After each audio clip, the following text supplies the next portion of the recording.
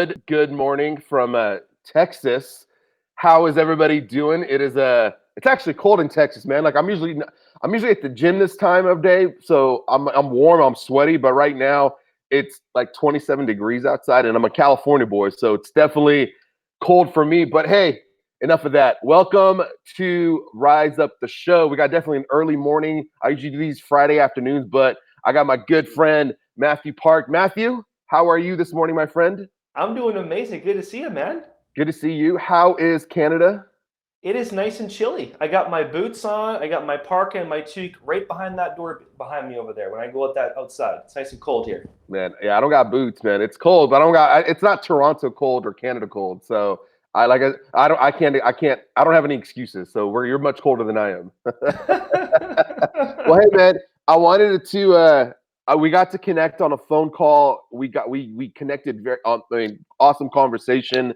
You're doing some amazing things in the fitness space in Canada and in the U.S. I think I heard of you. You were doing an event here in Dallas, and Greg, we had a mutual friend connect us, and we jumped on a call, and man, like we resonated and we clicked, and I wanted to invite you on the show, man, just to share your story. You were an entrepreneur at 21. You started two businesses, and now you coach trainers, you coach gym owners, and I want to get on that into that but first, let's talk rapid fire. I want to kind of break down just some questions so that the audience can get to know you better. And there's about 9 of them, so hold on tight. We're gonna go through these really quick. Where did you grow up? I grew up in a small town called Acadia Valley. It's 101 people now, in the middle of nowhere in southern Alberta, Canada. The closest city that I grew up in was 2 hours away, called Medicine Hat, and that city had 80,000 people. Wow, so small town. Yeah. Okay. Do you like the small towns? Is that kind of, or do you When big you're cities? young, growing up as a kid, you can do anything and no one cares. But when you're over 18, you want to grow a business, it's not the best place. Very true. And where do you live now? Montreal, Canada. I love Montreal. I haven't I've been in actually, Montreal, but I've heard since great things. 18 to 34, I did this numbers for my wife actually, that I've actually moved 27 times from 18 to 34 with my business, just like, 6 months in California, 6 months over here. So it's been a unique ride. Where in California? Glendora. Okay. Oh, Southern California. Yeah. Nice. Nah, I love Southern California. What's one of your favorite quotes? I actually have two, man. I have one in the back wall, Dr. Seuss. I have Why Fit In When You're Born to Stand Out. And I have Mr. Bruce Lee's quote, "The successful warrior is the average man with laser-like focus." Ooh, I like Bruce Lee quotes. What is one of your superpowers? People and relationships. We're going to talk about that. That's a good one right there. What's been one of your biggest accomplishments so far? That's a good question because it's not money to me, it's impact. I believe the biggest accomplishment for me is starting from scratch multiple times, from nothing, being able to bring people together with no compensation and actually have them buy into something multiple times and actually impact everyone's life in the intern. That to me is, and of course my daughter and my wife. Those are definitely on the top. Yeah. And you have a new one coming on the way, right? Yes, we have a 2-year-old and we have a new one coming in 3 months. That's exciting, man. That's exciting. What's one of your biggest challenges you're facing right now? The growth is quick right now, so keeping up with the growth as we're growing is definitely the biggest challenge right now because there's a lot of new things that I've seen with other business I've had before that have been growing, but it's a different market and we're growing fast. So definitely keeping up is the biggest one for me. Love it, love it. What's like one or two of your favorite books or most like impactful books? Oh, that's a good question. Oh my gosh, man, you have good questions on rapid fire, dude. Can I give you three? Of course. Okay, so Gay Hendricks, The Big Leap is one. I would say the second is man. There's so many good books. I'm gonna say Napoleon's classic. Actually, Napoleon's classic, The Success Laws. I haven't read that one. The big thick one. That's actually really, that's better than the other one, Think and Grow Rich, actually, because it's actually thick and more in depth. I'll have to check And that then one the out. other one I would say is probably, those two are good books right there. There you go. Okay. What is something you've done generous, or what's something generous you've done lately? Lately is, I would say one thing that I'm a real nice guy on sometimes too much is helping coach people for really almost nothing. So I'd say I'm really generous with that kind of thing. And I love doing that because I like helping people, good people who actually genuinely take the information and use it for benefit. So That's awesome. That's awesome. I think we all get into, we love to do it, and then we forget that we also have bills to pay and food to put on yeah. the table. And it's like, I get it, man. I get it. Last question. What are you most grateful for today? My family. Yes. Yeah. That's Family and important to health. you. That's Yeah, important. I definitely. feel you're definitely, family is definitely one. I From our conversation early, before, family's one, like right, it's number one for you, which is different, man. Like, you realize some of these people that that get into business and start coaching, start making money. Family takes like the last that last seat at the table. And for you, you've kind of gone the other way. You're like, family's first, and then everything follows. Has did that did that come from just how you were raised, or is that just kind of where did that come from you? Well, family was always important on the farm because I have a family and half of the town is my family, by the way, which is kind of funny. So, but I think the core thing came for me is I've always been a person of people since I was young. Although I was very, very shy, like very shy. I didn't speak on a stage. I was timid, and I was bullied as a kid when I was a teenager. So, like, I had a lot of these things that I realized, and I feel that skill came from, I think, just opening up and just valuing people, over my life and realizing that because I've had success, pretty good success. I wouldn't say I've made $100 million yet, but I've made some good success. And I realized that you can have money, but then it almost feels like a hole, an emptiness, because you always want more of it. Yeah. And then you realize when you have a family or you have your good friends around you, the good people that you care about, you can't get that back. That's like genuine. It's like when you get someone that truly means something to you, or a friend, or a daughter, or a wife, or a partner.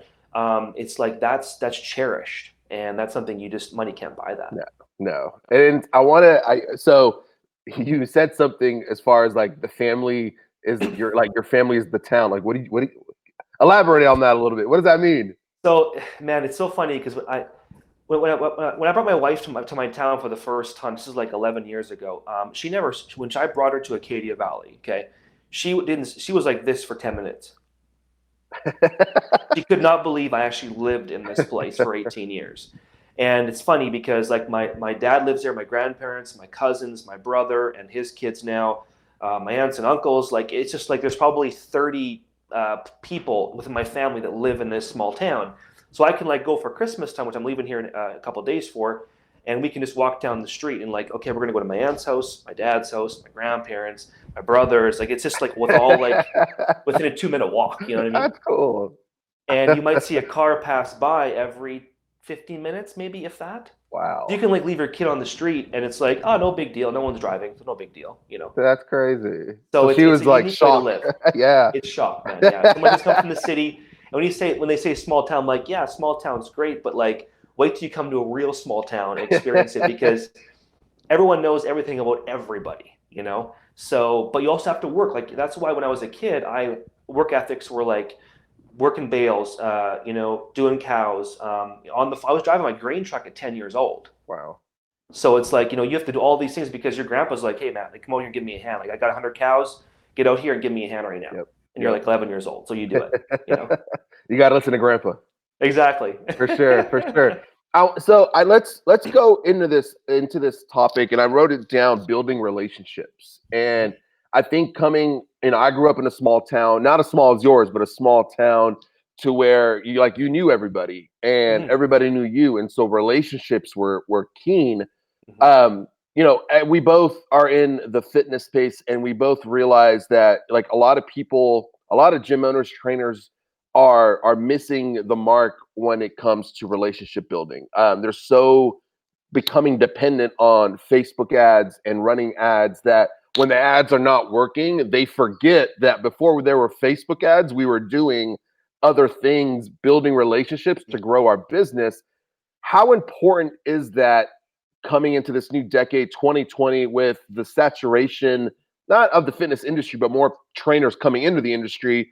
How important do relationships become in the success of a gym owner or a studio owner? It becomes more important because before it was expected. Now it's not expected because there is social media. People are connecting more on phones and computers. So it's like it's important. We always hear it in books and we hear it on podcasts or like your podcast or whoever else's podcast. And I'm like, but at the end of the day, it's like we realize that actually becomes the end because at the end of the day, doing business becomes a relationship, right? And it becomes a win-win relationship. And I find that's why I've always been able to build win-win relationships because I always think of the other person first before myself. How can I help Colette better? How can I help his business? How can I help Rise grow? Before myself. How can I help Greg grow, or how can I help anybody else grow? And it's like I think with that aspect, if you put obviously you don't forget about yourself, but at the end of the day, if you build a relationship and you think of how can I serve Colette, how can I serve his business, get him more clients, get him more people watching this podcast, it's going to build a good relationship that we all mutually grow because as human beings, we want to help other people out. That's our human nature, right? But then ego comes in and it blocks us saying, well, our pride comes in and like back away. That's all just fear. Mm-hmm. If we take fear down and we just focus on the relationship, we can just have so much more goodness and growth from that. And, of course, collaborating with Facebook ads is part of your small business market. But if that's the only thing you do, you might have your retention goes way down in your business big time. For sure. Where does that fear come from, right? Because we know relationships are important as humans. One of our human needs is community relationships. But where does all of a sudden that fear sets in where it almost becomes about us and we forget about the relationship? I think it comes from the media. What do you mean? Marketing in the media. It's like ads come up, billboards come up, social media comes up, and we just get all these ads and like seeing posts from people about in their own insecurities, and their own fears. And even from our environment of people that are being subdued by the news or whatever it is, it's getting worse. So I feel that it comes from the environment and the surroundings. So we have to protect that bubble. This is why I feel like people in relationships now is more important. Like your masterminds that you put on, Clint, your events you put on are so important now because we need other people like that, the 5% or less people in the world who are conscious of those things, who want to connect with better people and help other people more. And like, how can I serve you? How can you help me? How can we serve each other? How can we grow together? And that's something that's so missing now because everyone wants to do Zoom all the time or wants to be on a phone call all the time. I'm not going to travel to see you or spend the weekend with you, which is really the essence of the relationship. And that it's funny that you mentioned that because it's one of the things that when you talk to gym owners, and you've probably experienced as well, the one thing that comes up is this like, I feel like I'm alone. I feel like I'm on an island by myself. Like, I feel like no one else is doing what I'm doing, but yet it's the same person that won't buy the ticket to come to an event or jump into a coaching program to realize like, holy crap, like I'm not on my own, right? There's other people out there that have gone through some of these same challenges, yet there's such a scarcity mindset. And this kind of leads me to my next part of this is the mental performance and the psychology. How does one how do you coach your mentorees when that scarcity mindset comes up? Like, how do you coach them to get out of that mindset so there's more abundance, so that they're seeking the right people, they're going to the right events, and they're asking the right questions, and they're not afraid to take that leap to grow their business? That's a great question. So we do two things. The first, obviously, is becoming aware that they have the scarcity mindset through the right kinds of questions. And number two is giving them a very direct approach, right? And I find lots of coaches overwhelm their clients. That was me. That's been me for years. And I realized that for myself.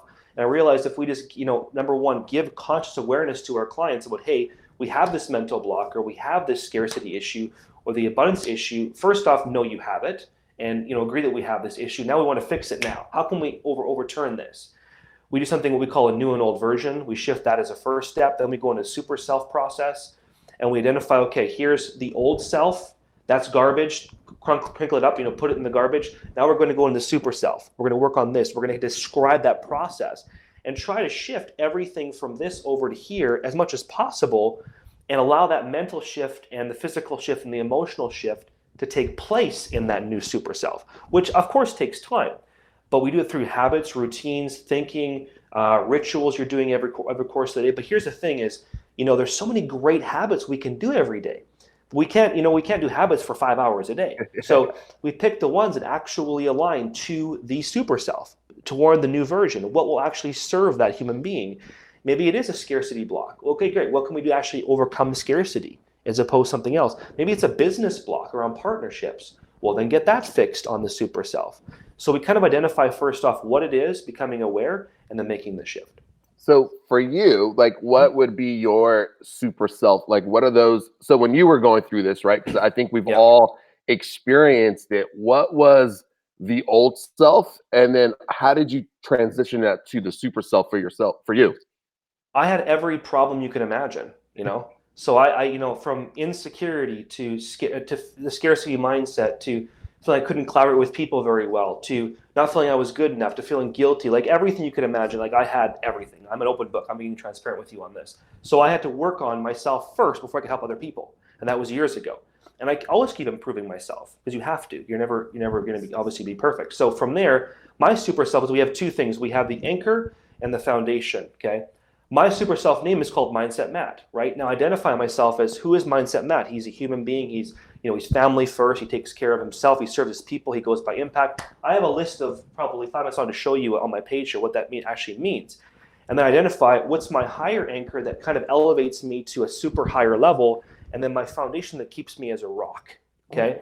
And my rock, so I'll kind of share my rock. My foundation rock, everyone has a rock, is my Aunt Rhonda. My Aunt Rhonda, she basically keeps me grounded because she went through, 12 years of cancer. She fought through courage and adversity. So I keep her as my foundation and ground to keep me in the right, mental and authentic place. My anchor is Captain Canada. And I use him because he's a leader. He's not a superhero. So I look at him as he's the guy that brings other people around him who are better than him, and allow him to lead the way to bring his other superheroes with him who can also impact the world as well. And I combine the anchor and my foundation as a super self, as Mindset Matt, to serve and help people. Wow. So is Captain Canada like Captain America?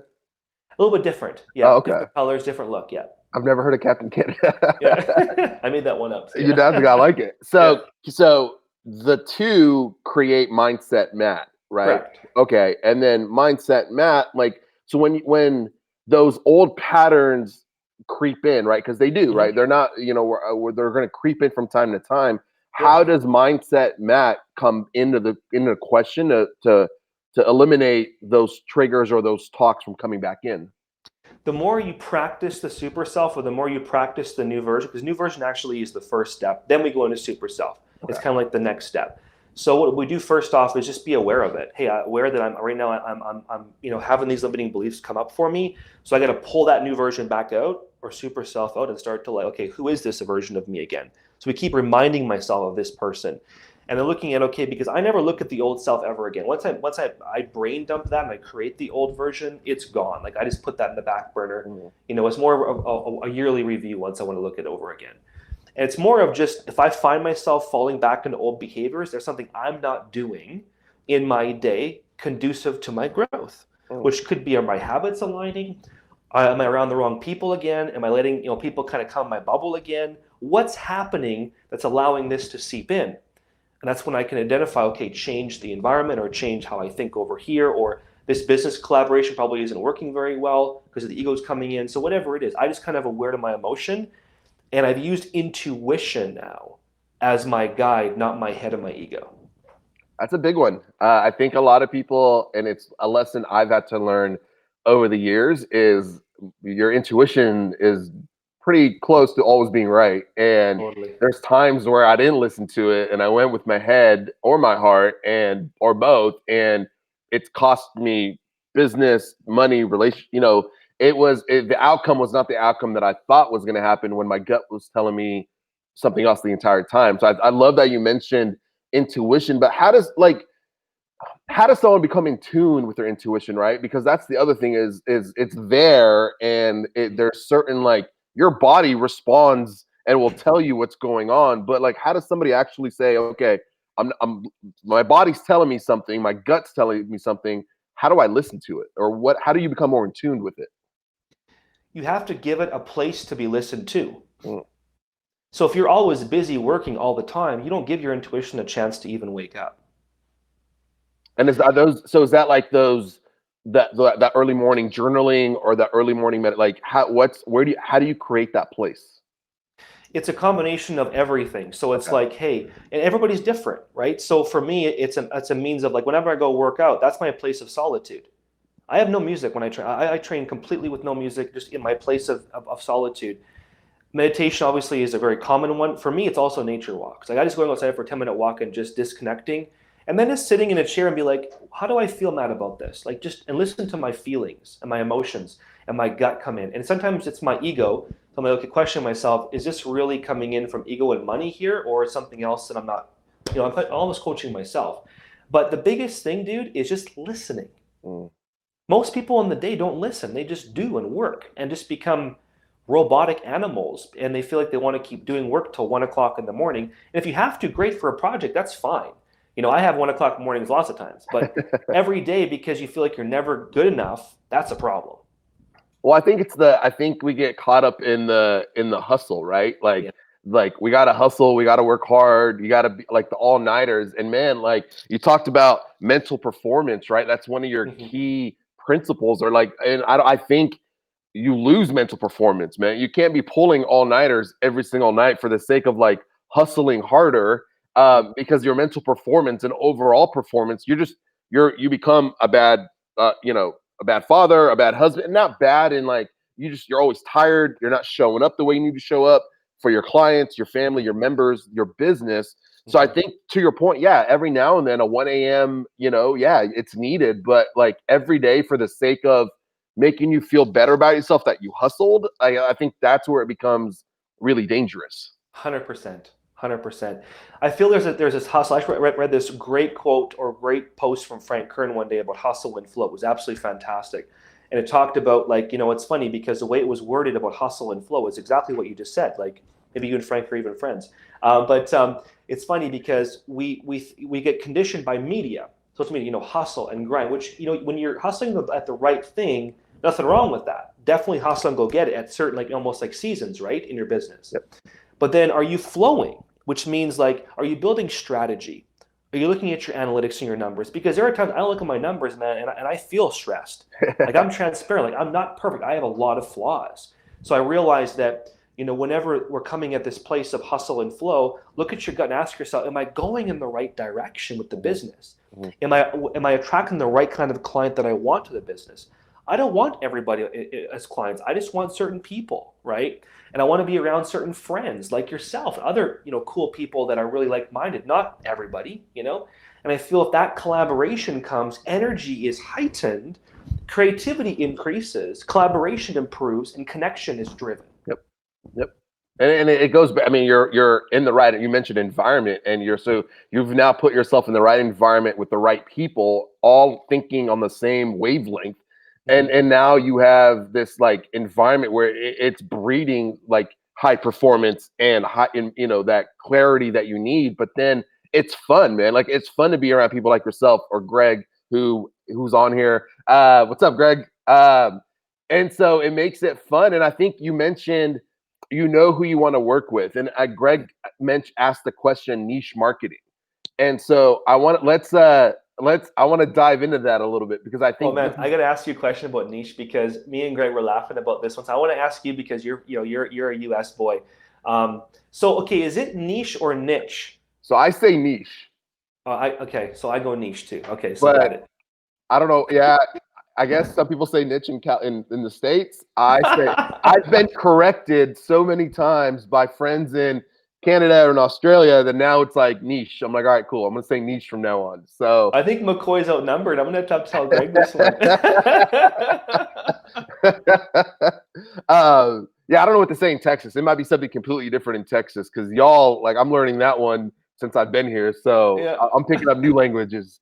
Yeah, I want to dive into niche marketing. I want to say niche Hmm. marketing, but just to put a smile on Greg's face. But I think this one Hmm. becomes really important Hmm. in 2020 and moving forward because you can't be the generalist anymore. And I think now more so than ever, with studios popping and boutiques popping up and more trainers, I think it's up to almost Hmm. 300,000 fitness professionals in the industry as a whole.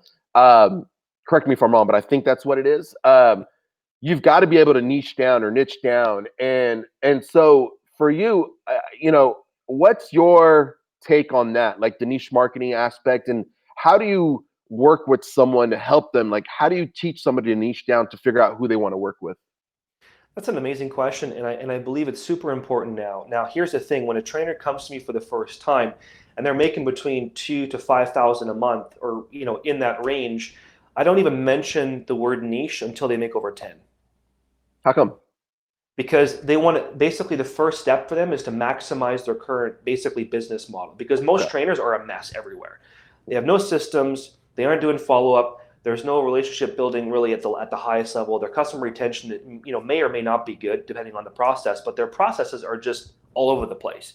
So we do cleanup, we do maximizing of the actual in-house business model first, and that alone usually doubles their income in a month, within a month or 2 months max, just doing that alone. Once they're over 10, now they have inflow coming in. Now we actually analyze their niche a bit more thoroughly about, hey, who are we targeting? Where's our focus? And we dive in deep for like almost like 2 or 3 hours on that Wow. to Okay. maximize increasing of inflow from there. So that trainer that's between two to five Yeah. k, right? And I think, I mean, and this is my, like, as an industry, we set trainers up for failure. I'm going to put that out there. I may get some bad feed responses back, but I think if I look at certifications, none of them teach business. They teach Mhm. programming and they teach techniques and all important stuff, program design, exercise selection. But let's face it, man, like at some point when a trainer decides, hey, I'm going to go out on my own or I'm going to open up my own place, there's nothing as an industry. Why we have such high turnover as an industry is because we're not giving them the tools to say, hey, you come in as a technician, but here's how you become an entrepreneur or a Yes. business owner. And I think, and then they get into these business coaches and these guys that are charging thousands of dollars, and then they're broke because they spent all their money because they weren't even making money in the first place, and then they're gone. And Mhm. so, in that 2 to 5, for someone who's listening right now, that's in that 2,000 to 5,000 range, how do you like? What are some one or two action items or things they can start doing today to get them to start moving the needle closer to that 10K mark? Well, the first step is, analyzing their database. First off, their current customer lists or inactive customer lists. If they've been training for 3, 5, 10 years, whichever, just, basically start there. And then basically build a sales follow-up slash, activation process for your current in-house slash inactive client processing list. And that could be anywhere from 30 to 100 people or more. I have people come back with a list of 300 people, and I'm like, wow, they're like, I can't believe I have all these contacts. I'm like, they're right there sitting for you. So we actually work on building a model, a system for that first. Like, okay, how do we activate? How do we get in the call? How do we do follow up? How do we do systemization of that business model? Number one, before you even look at all this new client activation processing stuff, we got to work on the home base. So I call it building your dream house. Okay. Get your concrete laid, lay your concrete, make sure it's smooth, like, which means your foundation database, your in-home business model. Then we'll work on putting up the walls, electricity, all the places in between the house, the rooms, the roof, you name it. Once you've built a very solid, like thick, strong home base. And then from there, so you've got the home base, and I know systemize, right? Part of your TRM method is number 3 is systemize. Yeah. Is there a system in that 2 to 5 range that you feel like this is like the one or two systems that you need to have in place? Otherwise, you'll never get to the point of 10K. Awesome question, man. So we have a few things. Number one, one piece obviously is the onboarding process for clientele, and basically cutting time in half doing that. Then we have managing basically current customers right now, which obviously cuts time in half there. And then basically nurturing client on the back end for the experience piece, which also becomes a systemization too. Most trainers don't even look at the experience piece. They're so focused on just making a program and maybe like talking during a PT session. That's pretty much it. So we look at every model and draw maps of how they want to basically systemize their process. And I've done enough trainers over the last 10 years where I pretty much kind of have an idea of what system is typically normal, right? Yeah. But my niche has been personal trainers. That's been my niche for the last 10 years as being a trainer from before. So you kind of look at that, that's where you start from. And then I always ask the question, what is your experience? Like, what experience do you want to give a customer to nurture them so they're with you for the next 1, 2, 3, 4, 5 years and not just with you for a month or two? And that's the problem that I see with online trainers is they want all these online clients, but they don't want to put the work in building a customer retention nurturing process to keep them on for than 2 months or 3 months. And they just like get a client, it's gone. I'm like, well, that's what happens. Well, I think it becomes, and you hear it, man, like, I need more leads. I need more leads. I see your post. I love your post, man. You have such a good post.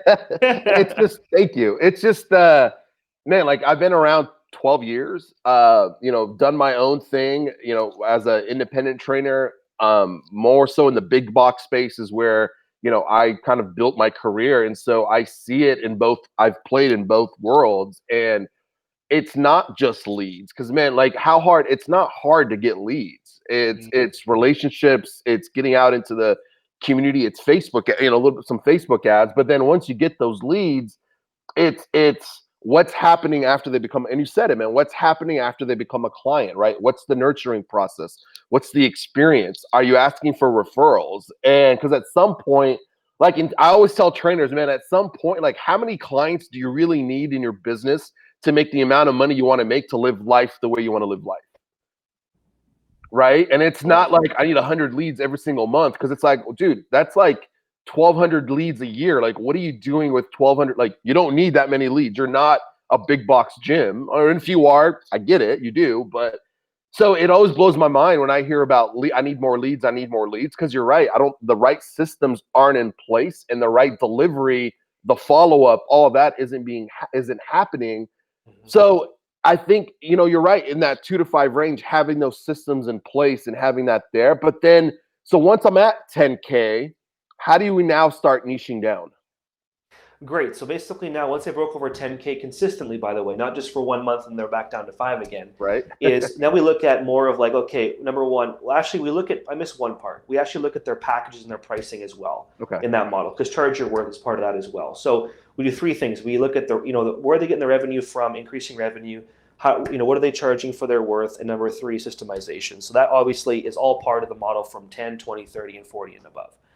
Over 10, then we look a bit more of, okay, where are the clients actually from? Are they mainly PT clients? Are they a combination of PT and online clients? Are they some boot camp clients or group training clients? What kind of clients, mesh do you have here? And then working on, okay, what's the focus of going forward? Because so many trainers, when they get some money in the bank, they're like, oh, I want this new idea to come in now. I want this other fresh idea to come in. And all of a sudden now it becomes a little messy. And they start to get overwhelmed. So it's like, you've already made this successful. Now let's just grow on top of that. So if it is personal training and that's really, doing it for you, then okay, what's your ideal week look like? What are you charging? What are you averaging per hour on the whole front of your week?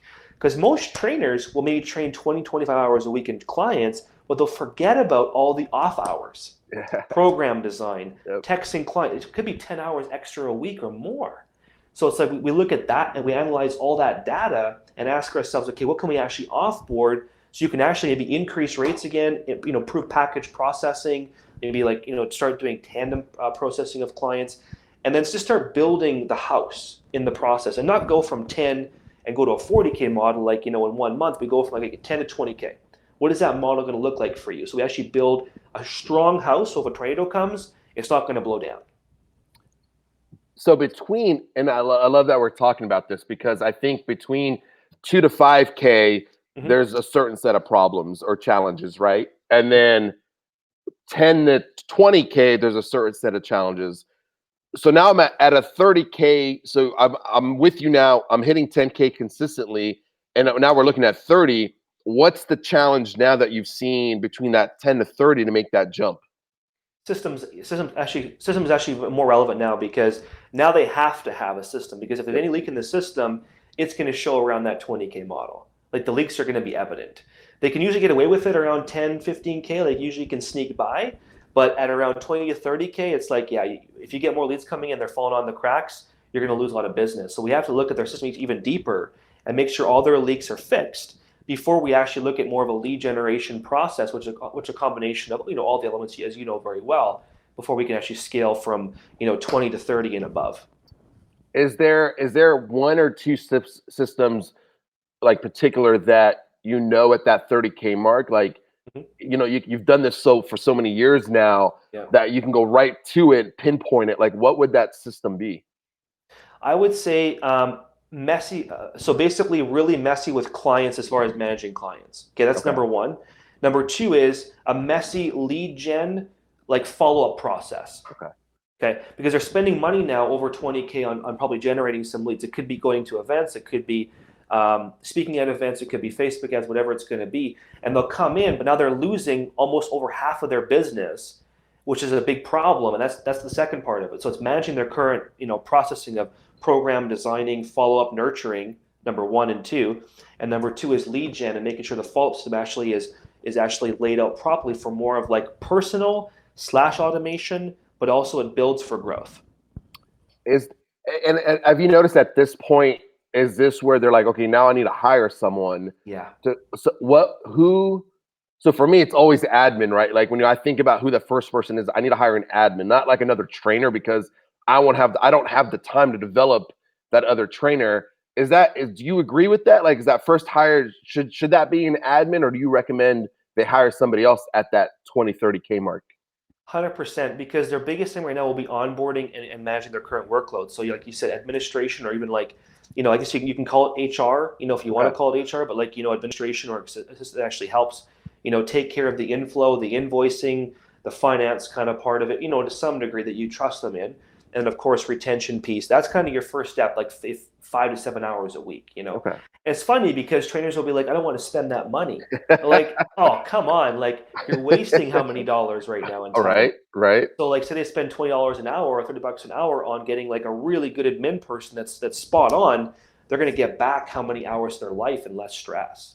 And like I did this with one of our coaching clients, is barter. Like, you don't have to, like, there's probably a client, one of your clients, who's done administrative work, that loves your space, loves your gym, loves everything. If your core values are there, your culture is there, your vision's there, they want to be a part of it. Why not barter? Just trade out membership for 5 hours, 10 hours a week of admin, and you're not having to pay money for someone new, and that's somebody that's been in your club, that knows your systems, that knows your culture, and now they're a part of your team.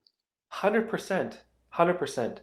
So and you mentioned something as far as charging what you're worth, and it was one of the things I circled, because man, I think for me, this is a hot one, because we do so much for our clients, and we serve in such a way. I mean, it's not just programming. I mean, half the time you're a psychologist, half the time you're a relationships coach. You're listening to all their problems, but yet we're afraid to ask for that top dollar. Like we would rather charge less, think and feel better about ourselves, thinking we're doing the right thing, when in reality, well, I just hit my screen. In reality, we're doing ourselves a disservice by not charging what we're worth, because at the end of the day, we're not making the money we need to make. How do you coach somebody to charge what they're worth? Like, how do you help someone define what they're worth? So once we've analyzed the numbers in their business and looked at, okay, if they're making 4K a month, which most of my clients are making between, I say 2 to 5, and we know they're working 30 to 35 hours a week, we analyze how much they're earning per hour. In most cases, they're earning between, surprisingly, 15 to like 28 or $30 an hour. And they're like, oh my gosh, I can't believe I'm actually getting that, because you've factored all the hours. So the first thing we do is like, okay, I've tried the angle of like doubling their rate, and it never worked very well, because it's just too much of a big of a jump for them. So we have to combine kind of everything into charge your worth. So if they're sitting at $70 an hour and they want to go from 75 to 95 or 100, which is quite a big jump for most trainers, right, off the bat, it has to be a collective increase, not just number increase. Because if I just go, here's, obviously comes with that, plus we have to change our packages around into more of a value proposition, going from 12 packs and 24 packs to 3, 6, or 12-month packages with value propositions. And the beautiful thing is now is we can have a collaboration of value with this. Now we can increase rates by 25% or 20%.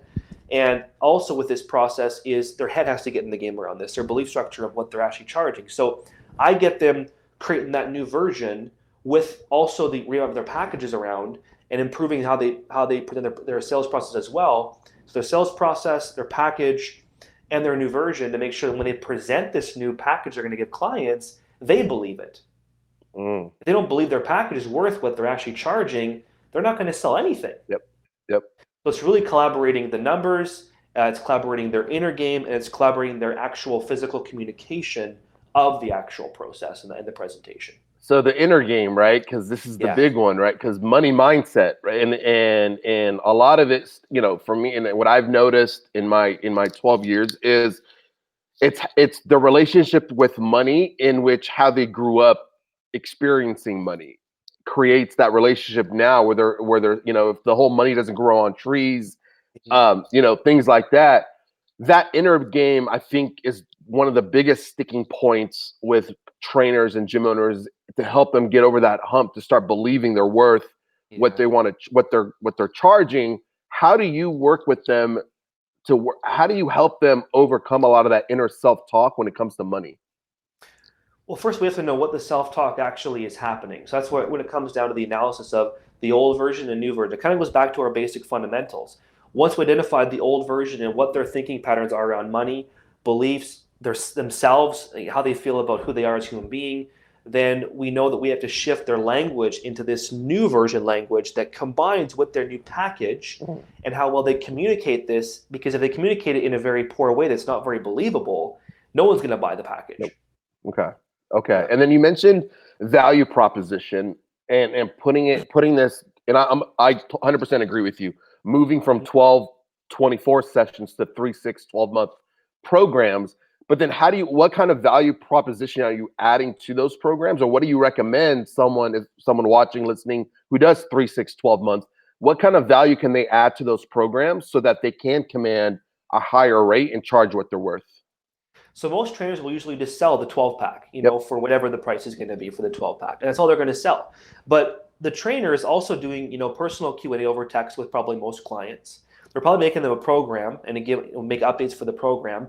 They're probably going to, possibly they're part of a Facebook group of some capacity. Maybe even give some protocols for nutritional programming, just, basic principles, whatever else, maybe a cardio program. All this is extra work that they never even mention. So the value proposition becomes all A, B, C, D, E, F, and G, as far as, beyond just I'm going to give you training sessions here.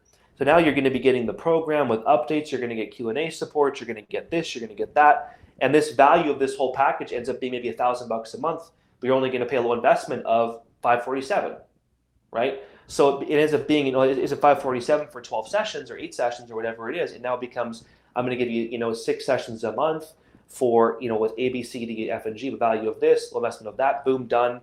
If you want to save some money, we can go 3, 6, and 12 months. Which one's best for you?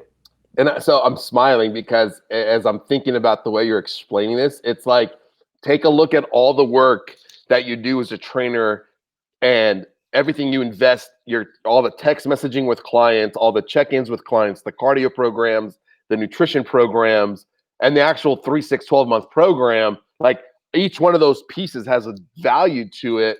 And I think sometimes they lose sight of that, right? They sell the program and that's it, not realizing you're doing all this extra work and you're not charging what your time's worth because you're not seeing it as extra work. You're seeing it as part of the program, but the program isn't at the rate that it needs to be because of all the extra time you're investing.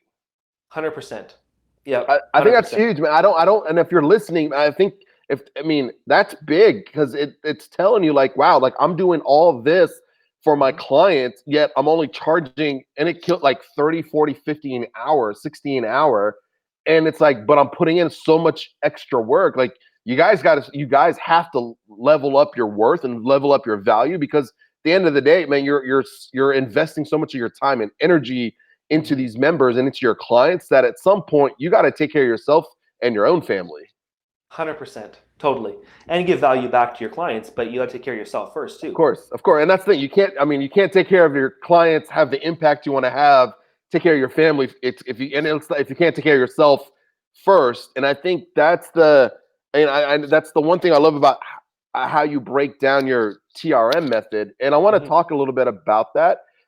What is the TRM method? Trainer Revenue Multiplier. Okay. It's a 12-week program that takes trainers from where they are basically making between $2,000 to $5,000 a month, less or more depending on the factor, and we 3x their monthly revenue in 3 months or less, as long as they follow the formula.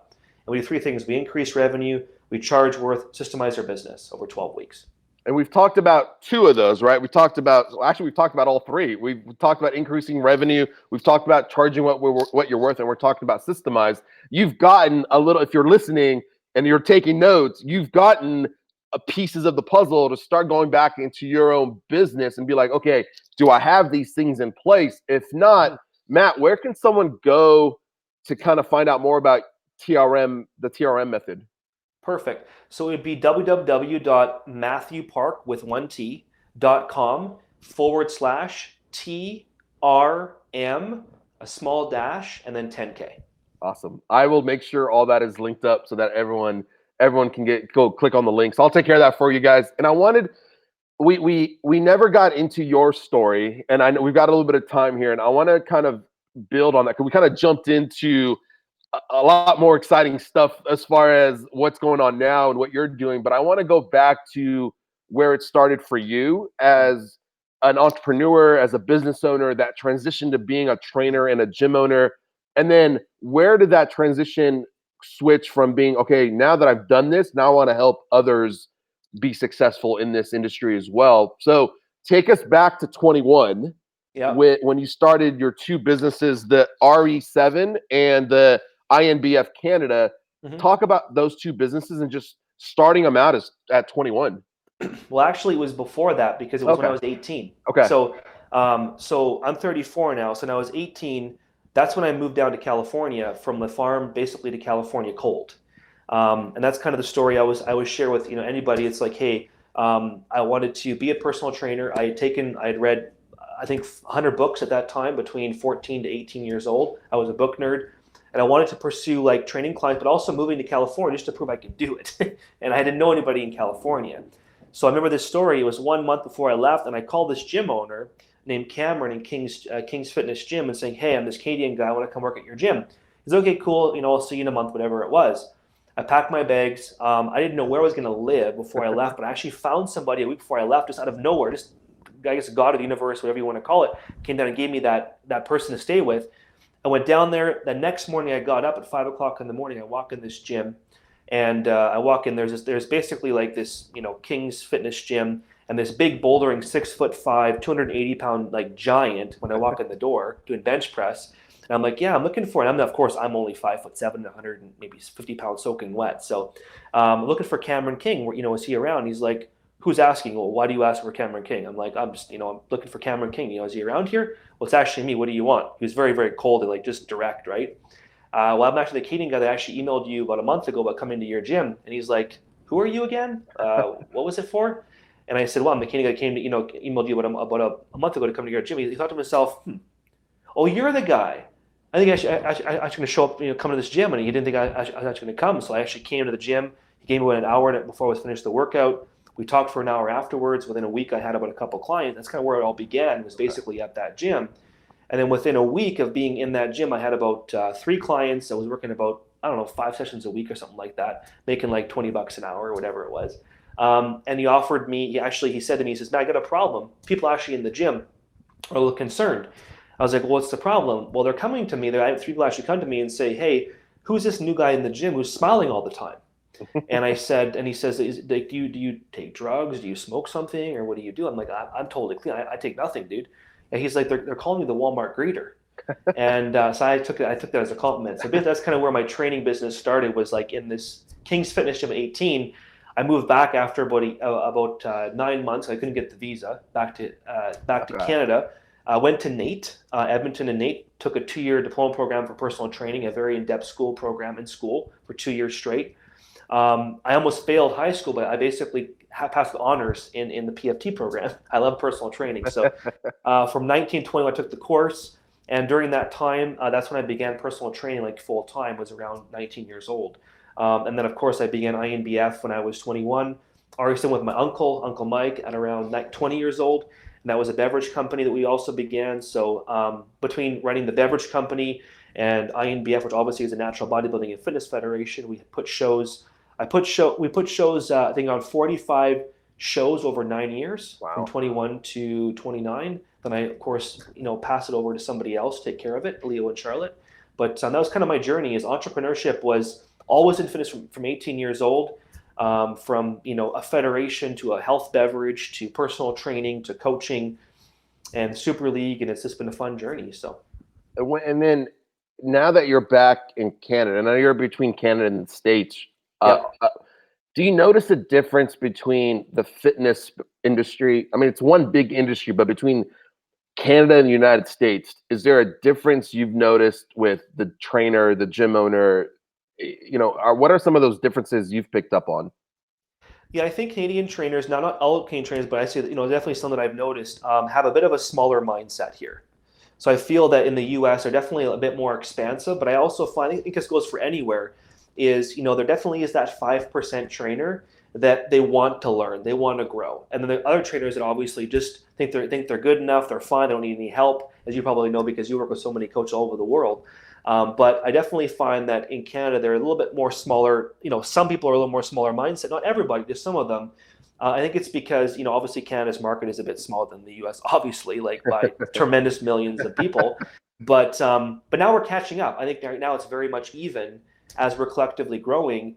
But yeah, it's been great. Do you notice a difference as well? I'm kind of curious what your thoughts are on that, actually. Yeah, I think I just from talking to a couple of the gym owners I know from Canada, I think there's this contentment with not needing to scale, right? Right. Like here in the States, there's a lot of trainers, gym owners that want that second, third location.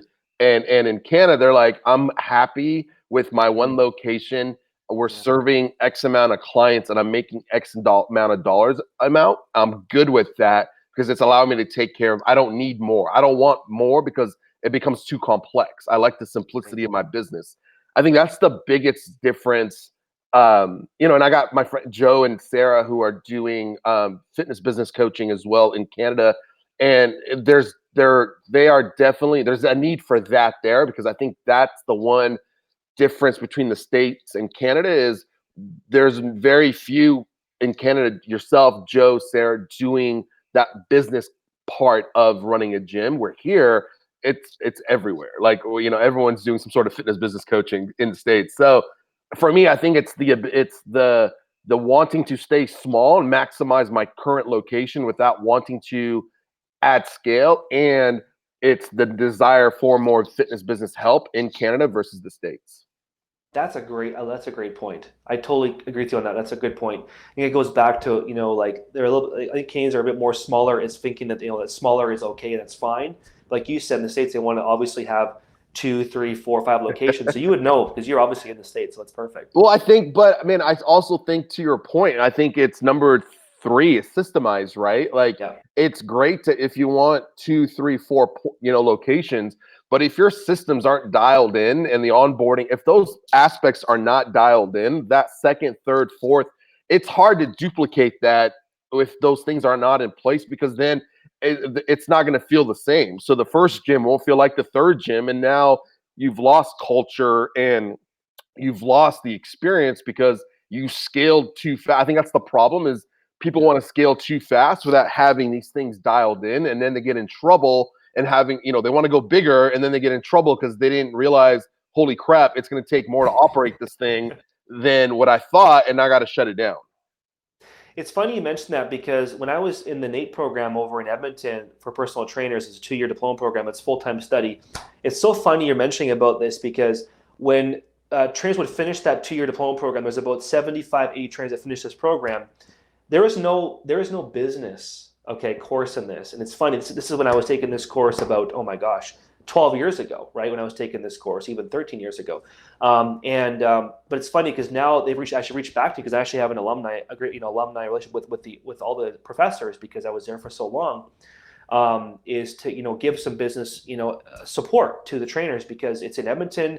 There's great quality we're giving out for the education for like 2 years of in-house study, but there's just no business. And a lot of them like are young trainers that just think they're going to go into a gym and just get some leads, like you're talking about, Right. but don't realize there's more than just going and talking to one person or making a Facebook post Absolutely. and then building your business. So it's funny you mentioned that. It's definitely one that's been on my mind more and more. And especially as more trainers are getting our degrees and certifications, and then going out and training, and then going to like. There's nothing wrong with going to a big box gym. Like I got all my experience at a big box gym. It allowed me to make the mistakes on someone else's dime.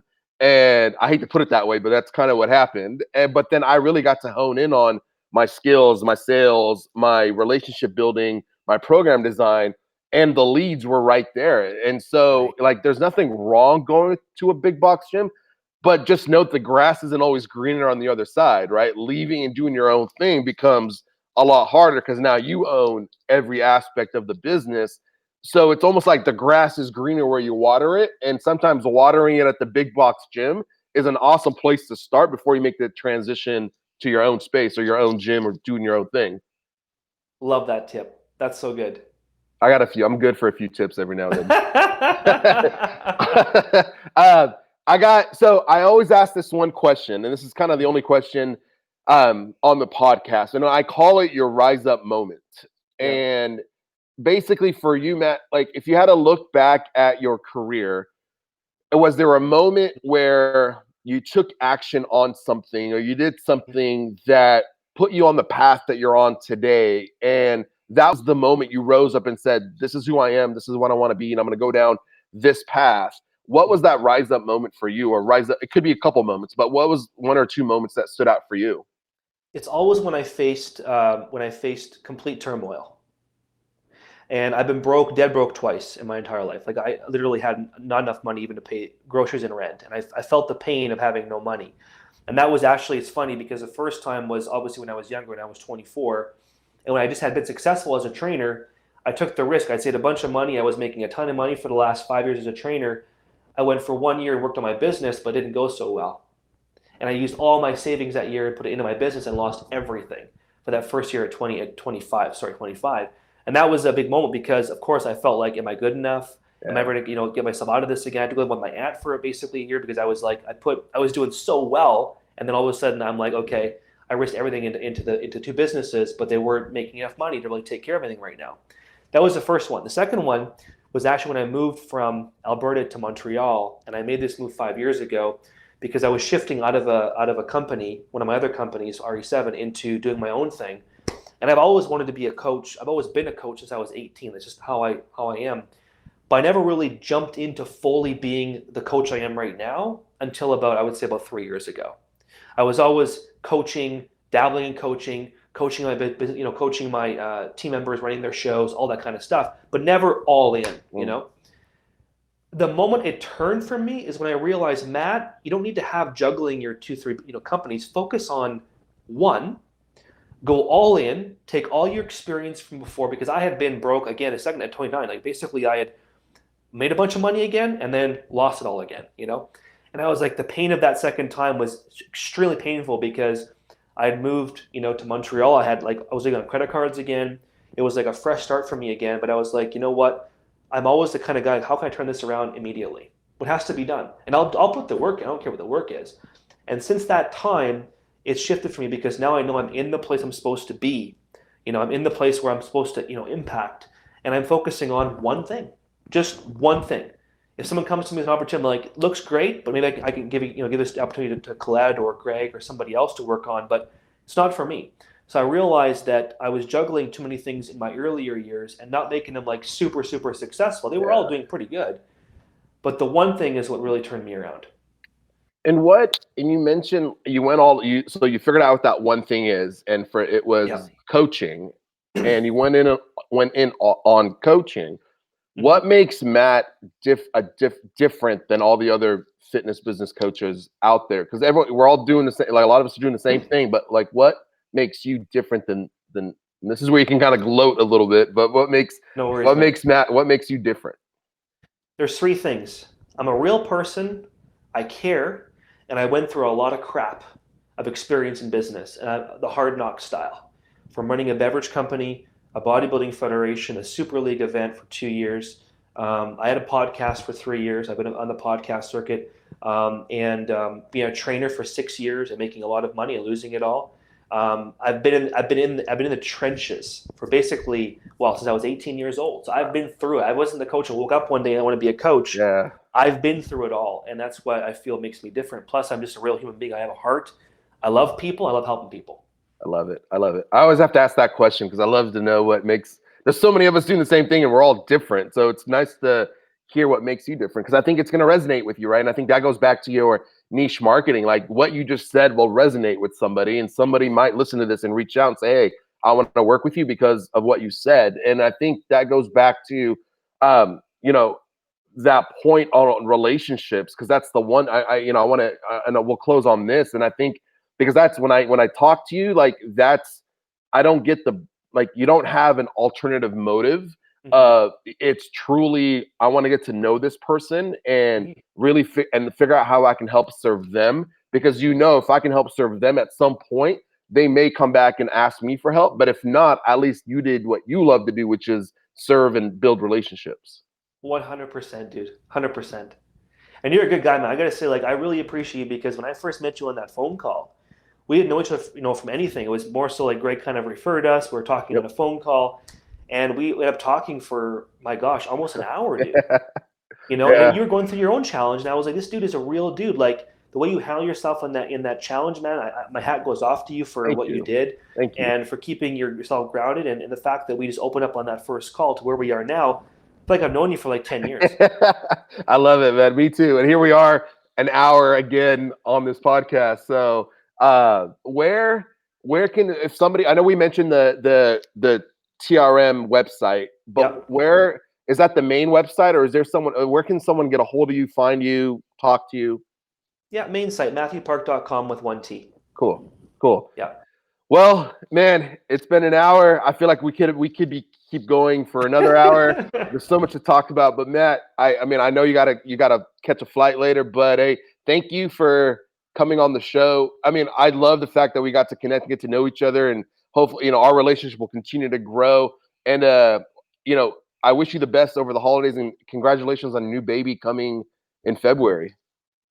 Thank you, brother. And you know what, guys? Follow this guy because any of you guys listen to Collab. This guy is. I'm actually watching your Facebook post recently. You're putting out some amazing content, man.